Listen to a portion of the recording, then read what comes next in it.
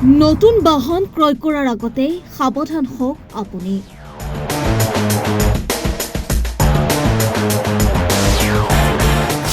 এশবাৰ ভাবক নতুন বাহন ক্ৰয় কৰাৰ আগতে, নহলে আপুনিও প্ৰবঞ্চনাৰ বলি হ'ব পাৰে।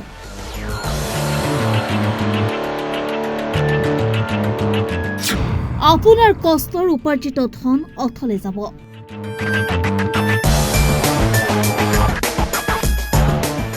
নতুন বাহন ক্ৰয় কৰি প্ৰবঞ্চনাৰ বলি হৈছে এগৰাকী ব্যক্তি। এই ঘটনা সংঘটিত হৈছে ডিমৰীয়াৰ সোণাপুৰত।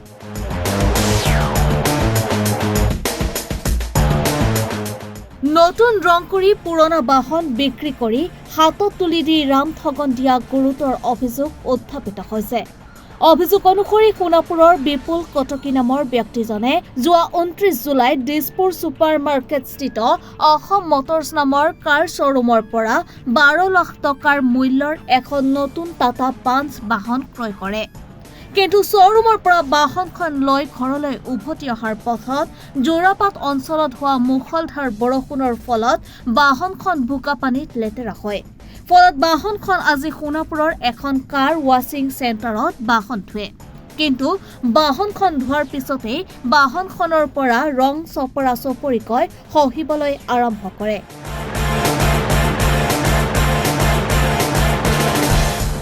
তেতিয়া ব্যক্তিগৰাকীয়ে স্তম্ভিত হৈ পৰে। নতুন বাহনৰ পৰা এনেদৰে ৰং খহি পৰা ঘটনাক কেন্দ্ৰ কৰি এতিয়া ব্যক্তিগৰাকীয়ে অসম মটৰ্ছৰ বিৰুদ্ধে খৰ্গহস্ত হৈ পৰিছে।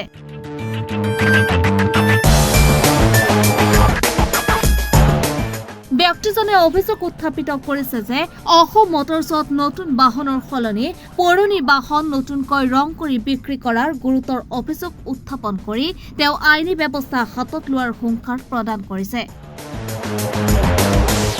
আমি টাটাৰ পাঞ্চ জীৱন 2.0 একম্পেলিছ প্লাছ এছ অট'মেটিক কাৰখন বুক কৰিলোঁ। বুক কৰাৰ পিছত সিহঁতে ক'লে আপোনালোকে আজি যদি বুক কৰিছে জুলাই মাহৰ চাগে আমি 20 তাৰিখ 21 তাৰিখ মানে বুক কৰিছিলোঁ, মানে একজেক্ট ডেটটো মনত নাই।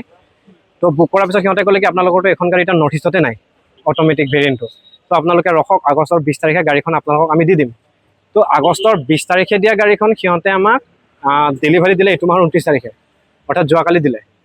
তো ডেলিভাৰী দিয়াৰ পিছত সিহঁতি আমাক PDI কৰাইছিল। আমি নৰ্মেলি আমিতো আৰু সাধাৰণ মানুহ, আমি গাড়ী এখন PDI কেনেকৈ কৰিব লাগে হয়তো আমি নাজানিব পাৰোঁ, কিন্তু যিখিনি চাব লাগে চালোঁ। তাৰপিছত কালাৰটো সিহঁতে পলিচ কৰি দিয়াৰ পিছত পেইণ্টটো ধৰিব পৰা নাই।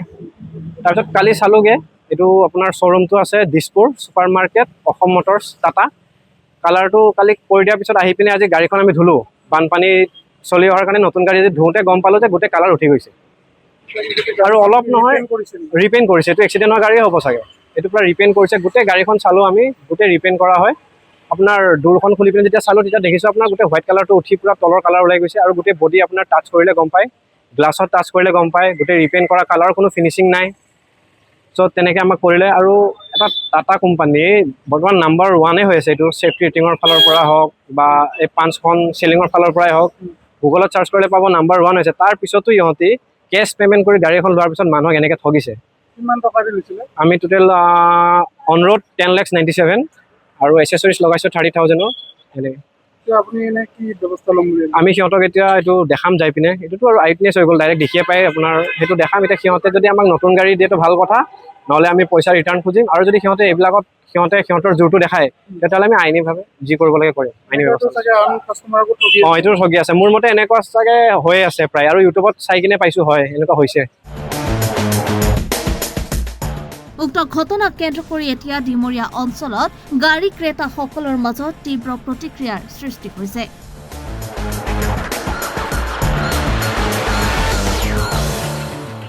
News desk report, Republic.